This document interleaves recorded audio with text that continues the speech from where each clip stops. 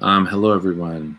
Building on the previous video from less than 24 hours ago on the same channel, Michael and I are continuing. Michael, how you doing? Great to see you.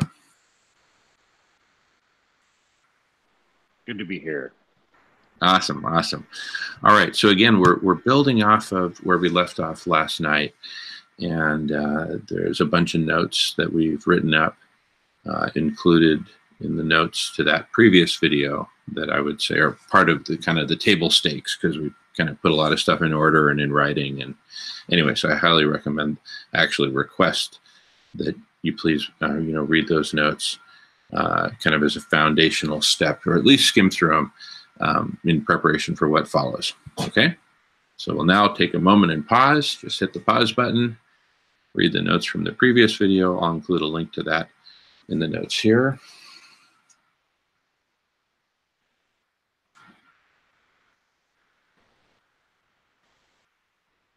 Okay, and then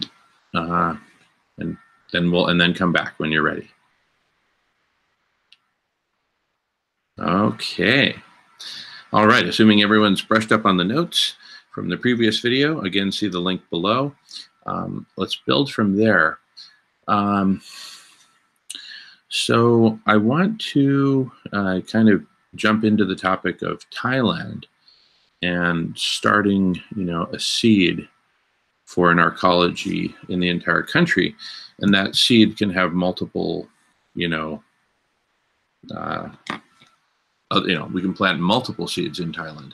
One in Bangkok, one up north in the mountainous regions, one down south, on the coastal area, maybe even on an island. We'll figure that out. But a network of, what we'll simply call arcology, right? Arcology being the broadest possible application of the field arcology. So what we're not using it as like a city, or any fixed thing. It's the whole field, the whole discipline of arcology. But we'll call the business or the organization, we'll simply call it arcology. Make it very simple. Arcology Thailand. The application of arcology in Thailand. Off we go. And that includes recognizing, applications of arcology, whether it's permaculture or communal dining or, neighborhood gardens or whatever. We'll recognize current applications that are basically either part of or in the direction of arcology, to acknowledge what we already have asset-wise in Thailand. And then we essentially identify the gap and figure out how we fill that gap, right? Through holistic land management, through managing effluents into the ocean, contamination, etc.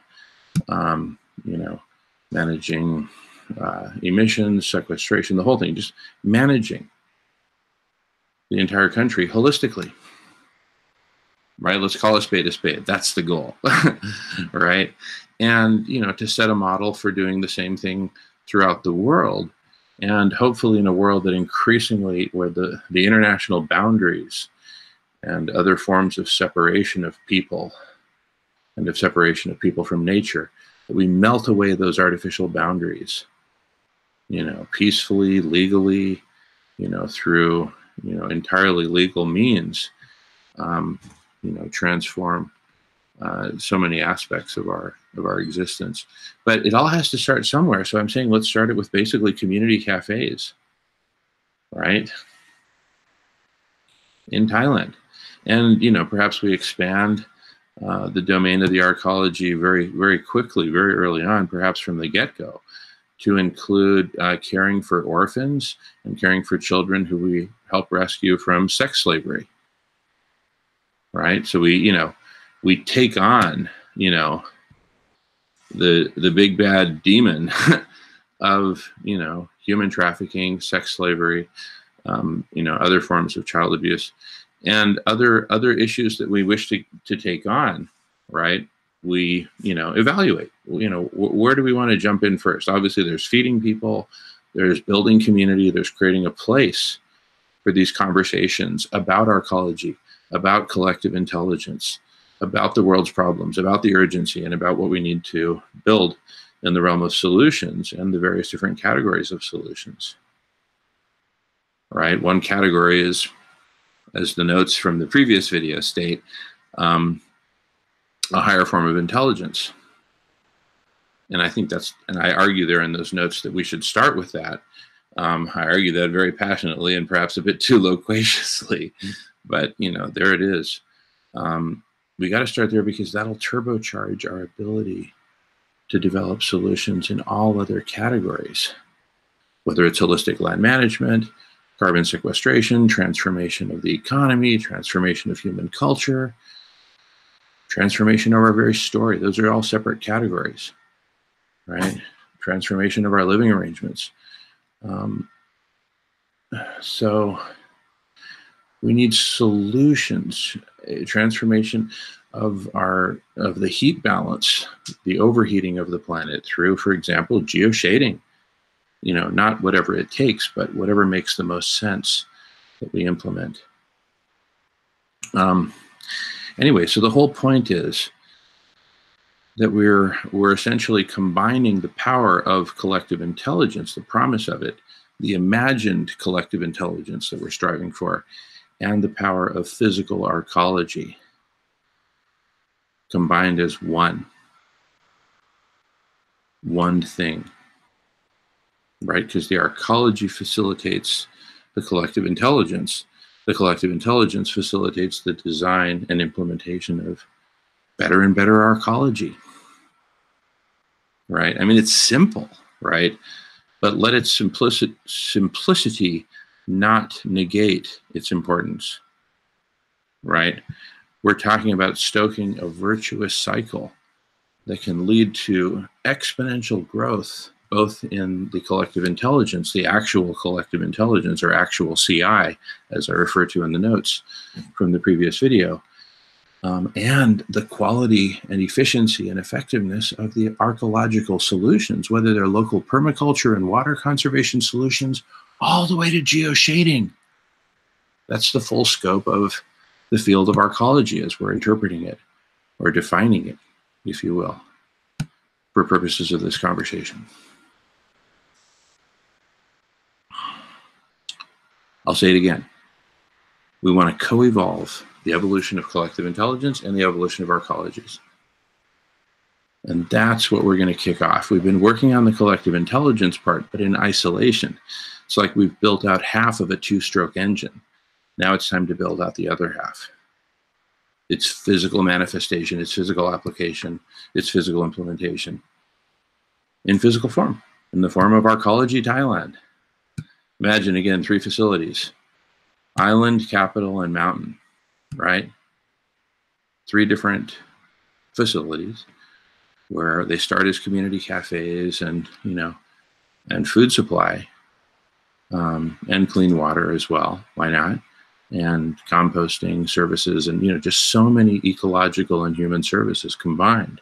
Recycling, reuse, you know, creating this whole new standard around, you know, food, no single use, no plastic bags of any kind, et cetera, et cetera. But, you know, expanding to these other services, these other domains, services, again, for people and planet, for people in Mother Earth and the local ecosystems, ultimately all the ecosystems in the entire country, ensuring that we're doing the right thing in terms of stewardship. Anyway, I've kind of been blabbering on a bit. I'm going to go on mute. No pressure for you to talk, Michael, but I'm just going to take a break for a few seconds. But feel free to jump in any time, and I will too at some point. Yeah, let's. I don't want to interrupt the flow, but let's talk about the community cafe, not in detail, not in concrete detail in terms of how we're going to bring that about, but as a concept and as it relates to arcology. Yeah, I've given this some thought. Do you mind if I just jump in on that? Yeah. Okay, but you please jump in. I mean, no, I don't mind. Okay, but and you jump in. You've got priority, Michael. I've been talking too much as it is. But anyway, so what I envision is we go there and we start it out as a series of events, right? To kind of introduce the concept to the community and ask for feedback and ask for participation, right? And say, look, is this fundamentally something that the community wants? And we start with simply feeding the community and providing a space for conversation about solving our problems, right? Yeah, I think that's brilliant. Whatever we end up calling these entities, you know, both the arcologies that we want to build, and the community cafe that is sort of the seed of that. I see those as categories. We can just simply talk about them as categories, whether that ends up being what we call them or not. I think the community cafe category is a great place to start, and that providing food and having conversations are just such an obviously natural fit. Totally. It kind of reminds me of, remember the movie from like 2002 or so called Count of Monte Cristo? It had like James Caviezel or whatever. Yeah, I haven't actually seen it, but I know what you're what you're referring to. You're gonna love it when you see it. But anyway, there's a point where, you know, he's discovered all this treasure, the treasure of Monte Cristo. He's just phenomenally rich, probably the richest person in the world. He buys a big castle in Paris and has a big coming out party, and he invites everyone, these fancy invitations, and everyone comes. All of Parisian society shows up, and there's dinner and dancing and drinking, and, you know. So what better way for us to introduce ourselves to Thailand as Arcology Thailand than inviting the community to have a meal with us and a conversation? You know, those who come in and sit down, thank you also for joining us. Now, you know, let's talk, right? That's the essence of it, right? Fine, it's not all done in a fine banquet hall like the, you know, when they give out the Nobel Prizes in Sweden, right? But, you know, it'll be what it is. And it's better to be first than it is to be better. So we're not trying to win any awards for architecture or cuisine or anything like that. We're just going to do the best we can with what we've got. But we do a week-long event in Bangkok. Then we do, you know, maybe a month later or a week or two later or a few days later, we do a week-long event on some island. We basically go up to somebody's, you know, food stand, somebody who's got a food stand, and say, hey, could we partner with you for a week? We put up this big banner, right? Yeah, well, I say we use an actual sit-down cafe so that there's space for people to gather. It's like you dropped off. Yeah, no, I'm here. A sit-down. Yeah, and there's plenty of those. Just a space, a cafe, basically a restaurant, where there's plenty of places for people to sit, you know, no matter where the food comes from, whether the restaurant itself provided the food or the food came from the food stand next door or a combination. But anyway, there's plenty of places where there's enough space for people to come in and sit down. There's the whole infrastructure, including the restrooms, etc. Exactly. We'll make sure we provide all of that. And it'll be a community because there are stands, you know, of course, all over the place, but they don't provide the others, you know.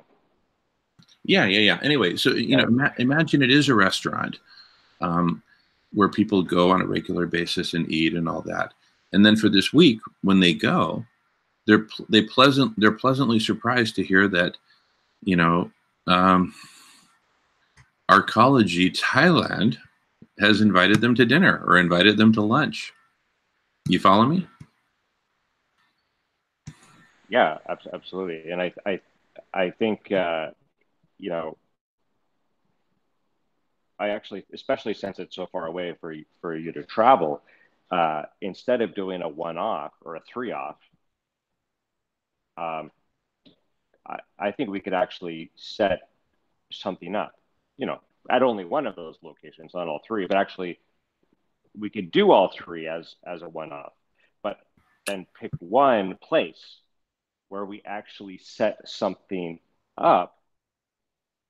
And because I'm in Thailand, I can actually, you know, sort of manage that or whatever, and then actually have ongoing hangouts from that location to you and to everybody else, right? So that that place becomes a thing established as like a place to go, and that people will actually go there in the future, not only this one time or now and sometime in the future, you know, unspecified, but actually will inaugurate something that that will be ongoing. Something as simple as providing, you know, food and a space to have these, you know, high level conversations on how to build the arcology, and out of that can actually come the creation of the arcology from that community cafe. That can become like the base camp from which we ascend, you know, Mount Everest. I also offer the analogy, a sapling, like a tree sapling, and then from the sapling grows the sapling, and then we'll transplant it or whatever, from which a whole forest, the whole ecosystem will, you know, emerge. That's exactly right. That's exactly right. But it's got to start somewhere physical, and then yeah. And so I say, when you come, you know, we could do a few one-offs here and there, but that we have the goal to actually setting one up. Well, clearly, but you know, so just imagine that, you know, we do the one-offs, maybe, you know, a few days each. Could even be 1 day each, 2 days, 3 days. It doesn't have to be a week. Yeah.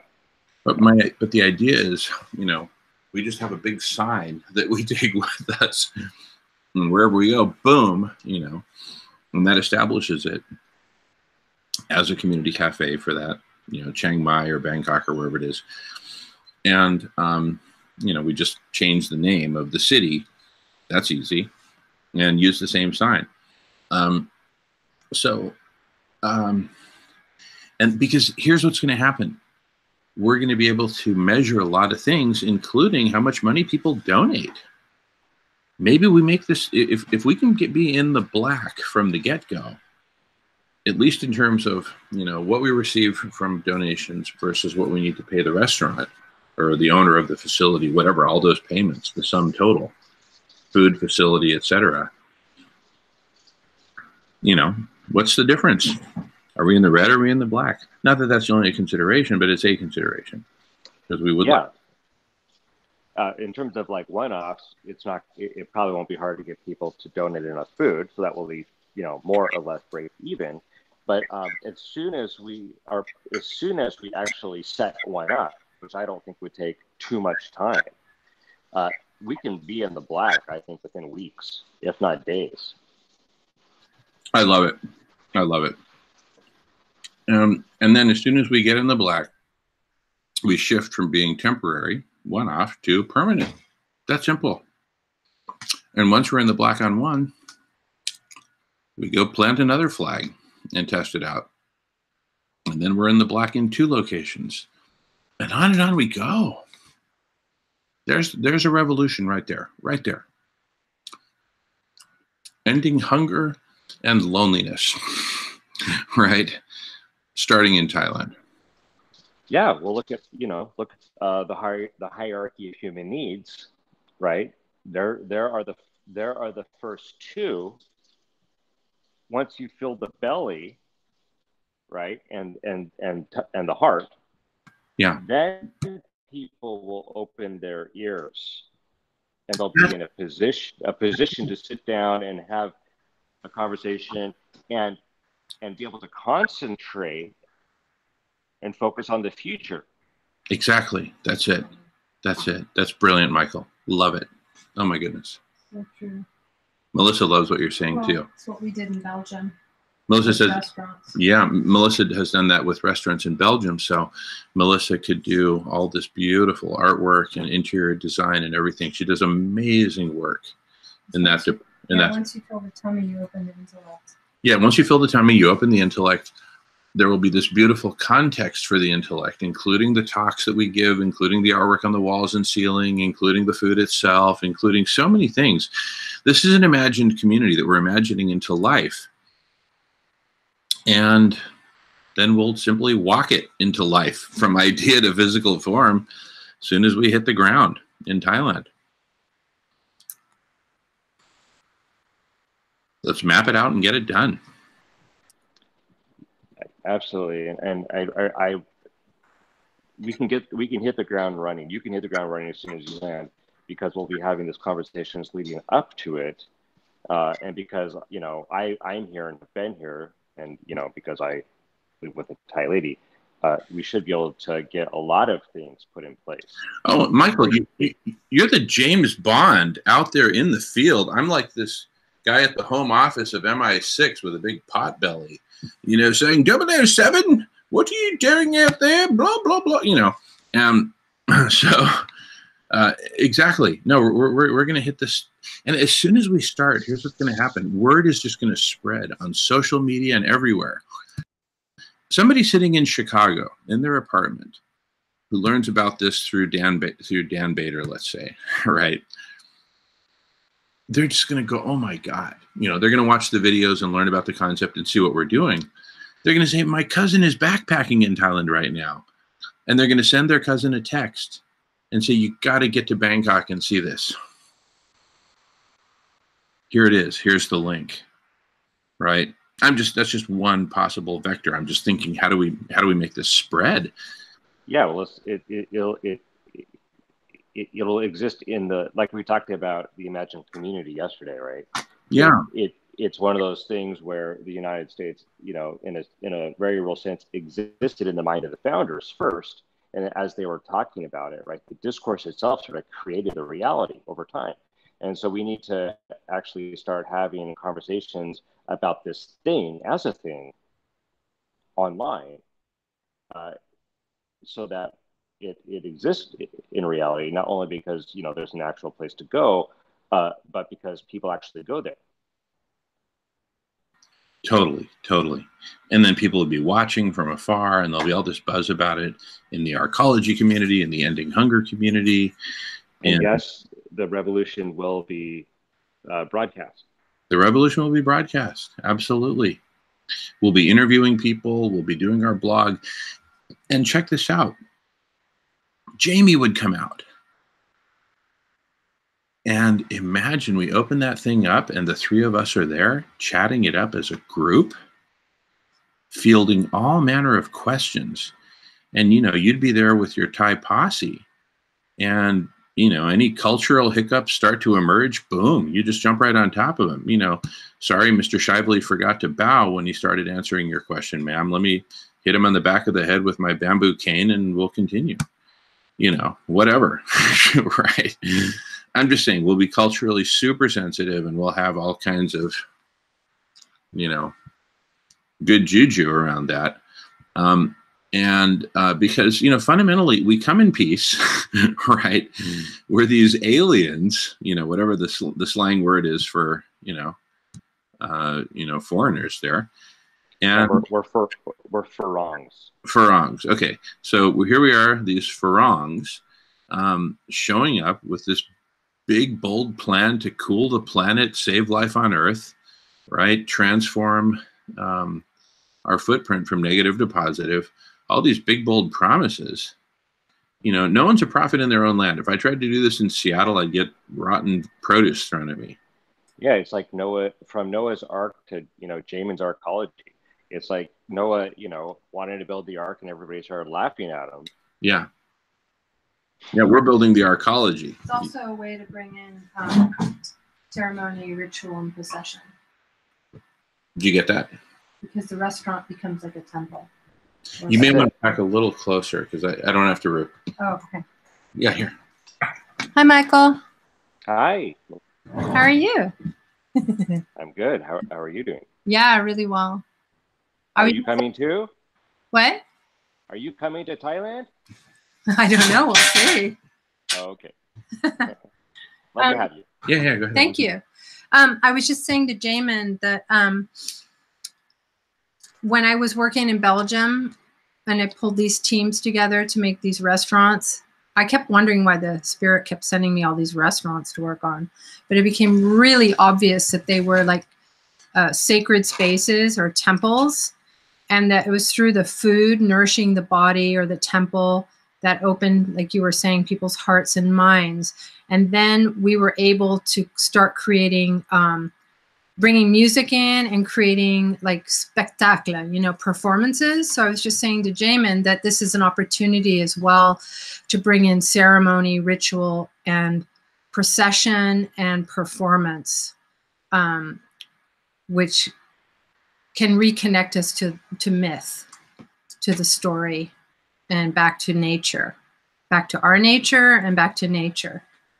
I love it. There's something really powerful about that. I love it. I love it. And because we'll be in Thailand doing nature and nurture. Yeah. And because we'll be in Thailand doing essentially the first big arcology, you know, the Oroville of Thailand, if you will, right? Just to, you know, we're going to have essentially a blank slate, right? Because no one knows what that is. What's it going to look like? People's minds, right? They open up because they're curious. What's arcology? And that's the moment when we're able to load up very quickly. Here's what it is. Boom, boom, boom, boom, boom. We lay it out. And it's ultimately about transforming all of humanity's footprint all over the world. And going from just footprints to from harmful footprints to positive footprints. And also we're going to break out the umbrella and do some geoshading. So it's below and above. Mm-hmm. Right? We're transforming everything. And that's the scope of arcology. But we're starting with community cafes. We start with a simple community cafe, feeding people, and people are welcome to donate, but there's no price. There's no cash register. There's just a donation can. Right? Yeah. Nice. Yeah, it's instead of a pay your way model, it's a pay it forward model. Yeah. Yeah. Right? Which means you're not so much paying for your food as you're paying for other people to be able to eat those you can afford to. Yeah. Have you seen this film Lion, the Indian film? No. Oh, you got to check it out. It's on Netflix. It's really incredible. And it's about a little boy when he's 5 years old. He's out. They're very poor. And they live in a village in India, somewhere in the middle of India. And he goes with his brother to lift like hay bales, but he's so little he falls asleep and his brother leaves him in the train station. And anyway, I won't tell you the whole thing. It's about his journey. He gets lost basically and can't find his way home. It's based on a true story, but it's quite something. It reminds me of Life of Pi, but I'm sure it's very different. Yeah. Well, Indian, you have the tiger, and then he's adrift, and anyway. Yeah. You know, I'm so glad you brought that up, because what we're venturing out into doing and creating arcology in Thailand, right? Starting with community cafes. It's an adventure. This is an adventure that we're embarking upon, right? Well, the reason I was mentioning it as well is that these are like these sanctuaries. I see them as sanctuaries. Is where children, elders, adults can go and be fed and maybe find shelter. Absolutely. And we don't have that at the moment. You know, what it's really clear in India is, you know, if you're poor, you're really, you know, life is hard. You know what's going to be super cool? Imagine this. To what, you know, in addition to the poor, to what traveler has it not happened? You know, when you're young and traveling around, that you kind of run out of cash and you don't get to the next, you know, money order from home or whatever. And, you know, how cool to know that there's a place you can go and you're going to get food and at a minimum a cot, hopefully a bed if we've got them, but no one gets turned away kind of thing. Wow. Well, also with refugees, you know, and climate refugees that are going to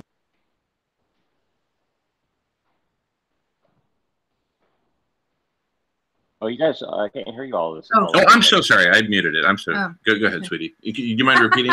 I'm sorry. Sorry, I was. I forgot. I don't remember what I said. You'll have to repeat it because you know there's that moment when the spirit's working through you. I'm sorry. That's well. I felt your intent, your meaning. Well, anyway, I was talking about with climate refugees on the increase and the refugee problem that arcologies are they're part of a solution for that issue as well. And our landlord sent us a petition because apparently there are people who have been putting food and water out for the South American refugees coming across the border in the Arizona desert because they're dying of starvation and thirst. And it was made illegal. So it was a petition to make it legal to do that. And so again, these arcologies are like a watering hole, you know, for people who are now refugees. Totally. Brilliant. No, it's going to be a refuge for so many people and species. We were very inspired when we were in New York City a few weeks ago, and we're just walking down the street on, you know, west of Central Park, a couple blocks, and there was this amazing bird sanctuary, right? Yeah. You know, birds that are, you know, maybe migratory birds that run into a building or run out of water or whatever, or get harmed or injured. Anyway, but it was so inspiring to be in that space. Yeah. So there's so many things, you know, community health centers, educational facilities, rehabilitation facilities, care for seniors, you know, childcare, daycare, so many things, so many basic services that the community can provide to itself, to each other in this beautiful new model, this brave new model, right? Called Arcology. Right? Let's give it a try. I mean, it's like there's going to be so much buzz about it that tourists are just going to flock to it. People are going to get on planes and fly to Thailand. People like Adam Soul, rather than drive 12 hours to a dinner, he'll get on a plane. Right? And when we do it, go ahead. That might not be the most environmentally friendly thing to do. What we're talking about here is starting an urgent planetary revolution, and if we have to burn some rubber, and some people have to get on airplanes and fly to be there, so be it. You know, this isn't the time to be PC. This is the time to start a revolution. Right? That's not being PC. Anyway, good. Well, if you fly here, but then you stay here for the rest of your life, you know, there you go. That nets out pretty well. That's it. People are going to fly there and stay there forever and dramatically not just reduce their carbon footprint, but transform it from a net negative footprint, harmful footprint, to a net positive footprint. It's regenerative. Not regenerative. Revolutionary and regenerative. People will be gardening with their hands, doing all kinds of cool stuff. With their hands, yeah. No, seriously. Gardening with their hands. Why not? Well, what else? You know, well, you know, using hand tools, but, you know, using their own hands. Not combine harvesters. Yeah, not combine harvesters spraying, you know, Roundup Ready spray on the cornfield kind of thing. Right. The old-fashioned way. The old-fashioned way. Yeah. So anyway, we're going to have to get rolling here, but this has been an awesome conversation. Is there anything else you guys want to contribute to the conversation before we wrap it up? Michael, have you read the Hopi Prophecy? Not yet. Yeah, you might check it out.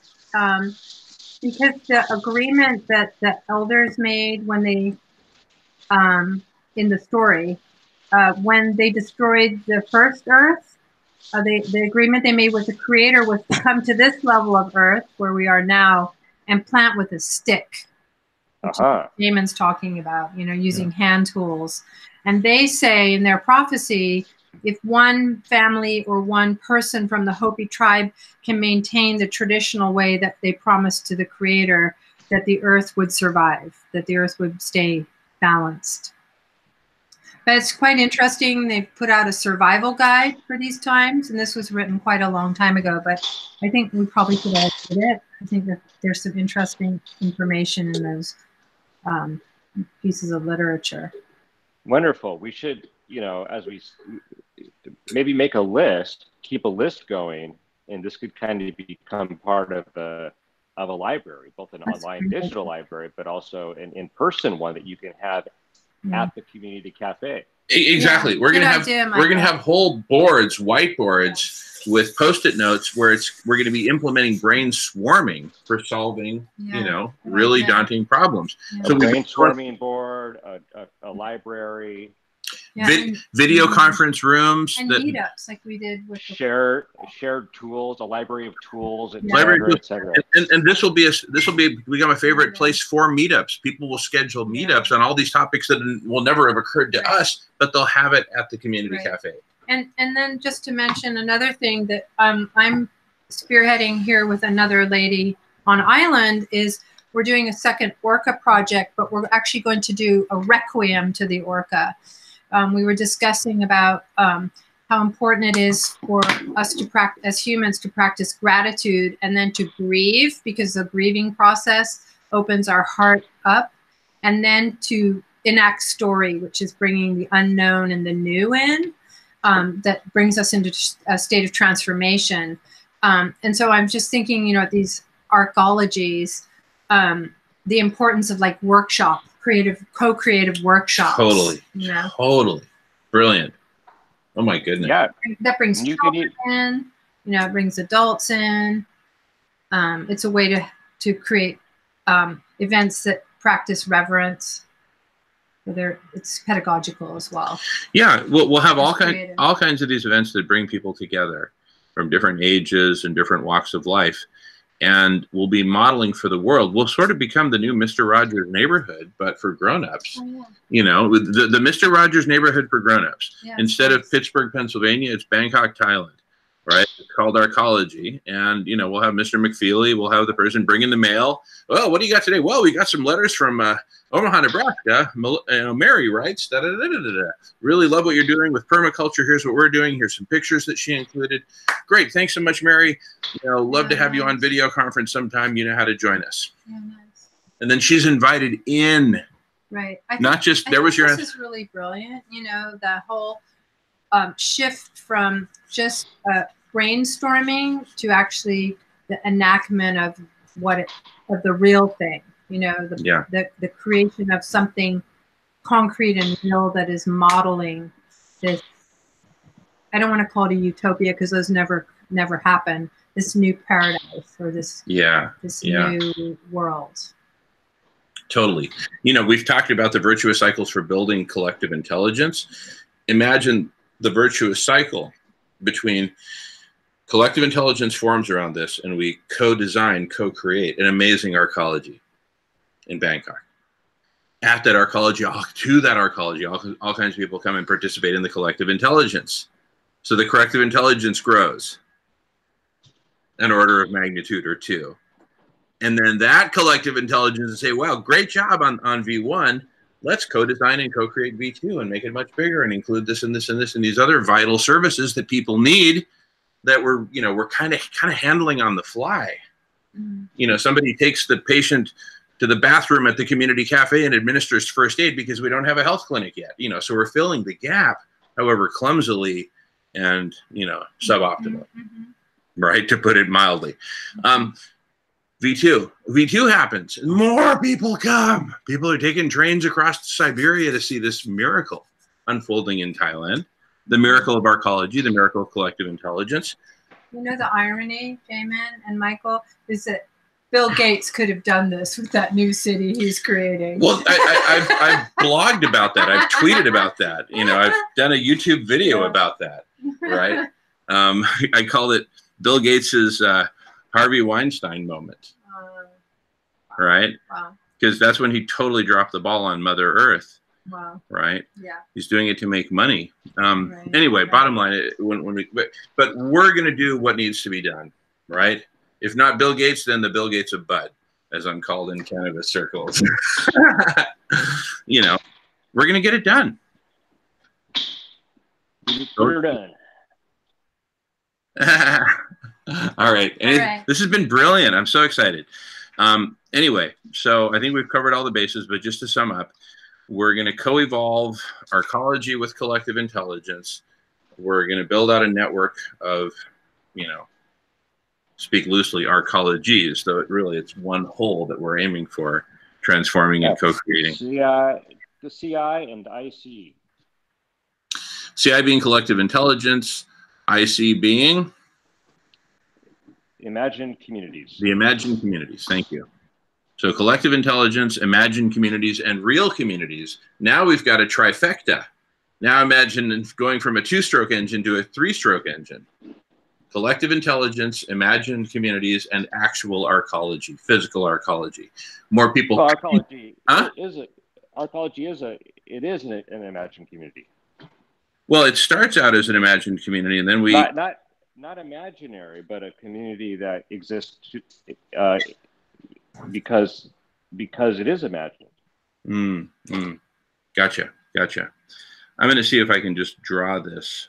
Actually, no, I'm not going to try to draw it now. But we get the point, right? Collective intelligence builds an imagined community like we're doing right now. That imagined community inspires and leads a physical manifestation of it in reality. It creates an actual arcology. People are drawn to that physically, and then they participate in the collective intelligence, which takes a big bump from this increased participation in very rich forms. Arcology is actually, I think, is actually what is between the two, because arcology is a subclass of imagined communities, right? Not the other way around. Sure. It's one instantiation, a possible imagined community. It may not even be the ultimate one that we decide upon. Why do I say that? Well, we were kind of going along in life, and we stumbled upon this thing called arcologies because of people we know and some projects that took place, largely in America. Some new age dreamers from the 70s or whatever. So we said, okay, arcologies, right? But that's very much bounded by our own limited horizon. And I actually propose that we unbound ourselves by simply using the broadest possible term of arcology as a field, not talking about arcologies as a thing, which will be full of imperfections, but arcology as a field which spans living quarters.